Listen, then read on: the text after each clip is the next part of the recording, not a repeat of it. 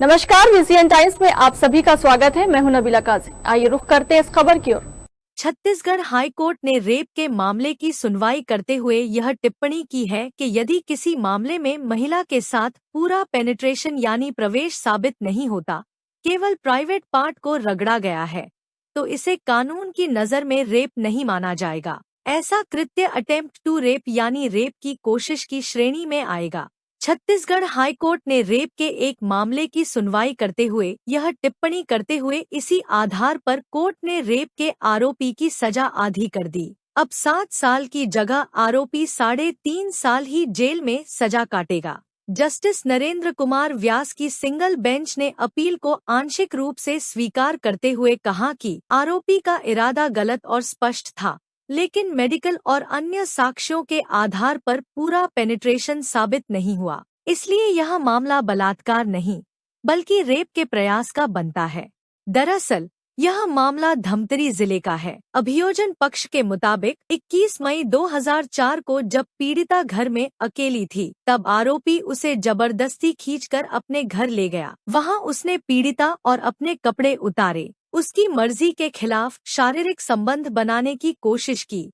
आरोप है कि आरोपी ने पीड़िता को कमरे में बंद कर दिया, उसके हाथ पैर बांध दिए और मुंह में कपड़ा ठूंस दिया। कुछ समय बाद पीड़िता की मां मौके पर पहुंची और उसे छुड़ा लिया। इसके बाद अर्जुनी थाने में एफआईआर दर्ज कराई गई। 6 अप्रैल 2005 को जांच के बाद ट्रायल कोर्ट ने आरोपी को भारतीय दंड संहिता आईपीसी की धारा 376(1) यानी रेप और धारा 342 यानी गलत तरीके से बंधक बनाने के अपराध में दोषी माना और 7 साल की सजा सुनाई। इसी फैसले के खिलाफ हाईकोर्ट में अपील की गई थी।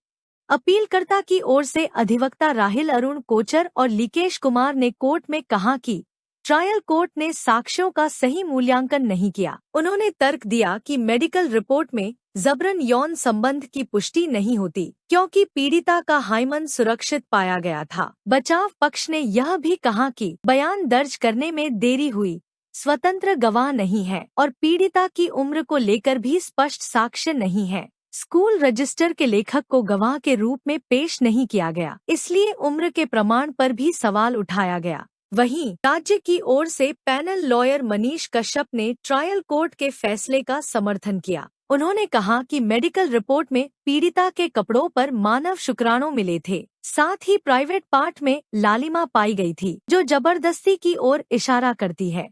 फोरेंसिक साइंस लेबोरेटरी ने भी कपड़ों पर मानव शुक्राणु की पुष्टि की थी। कोर्ट ने पीड़िता की गवाही और मेडिकल रिपोर्ट का विस्तार से परीक्षण किया। सुनवाई के दौरान कोर्ट ने पाया कि पीड़िता के बयान में कुछ विरोधाभास थे। शुरुआत में उसने कहा था कि आरोपी ने पेनिट्रेशन किया, लेकिन बाद में उसने बयान दिया कि आरोपी ने अपना प्राइवेट पार्ट उसके प्राइवेट पार्ट के ऊपर करीब 10 मिनट तक रखा, लेकिन अंदर प्रवेश नहीं किया। मेडिकल जांच करने वाली डॉक्टर आशा त्रिपाठी की गवाही भी अहम रही। डॉक्टर ने बताया कि हाइमन नहीं फटा था और योनि में केवल उंगली का पोर ही प्रवेश कर सकता था। इससे पूरे पेनिट्रेशन की पुष्टि नहीं होती।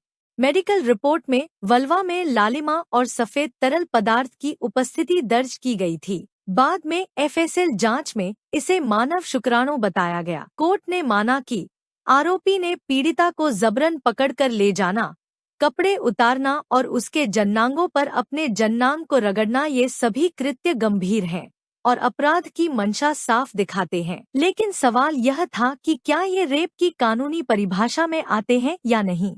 हाईकोर्ट ने धारा 376(1) के तहत दी गई दोष सिद्धि को रद्द कर दिया।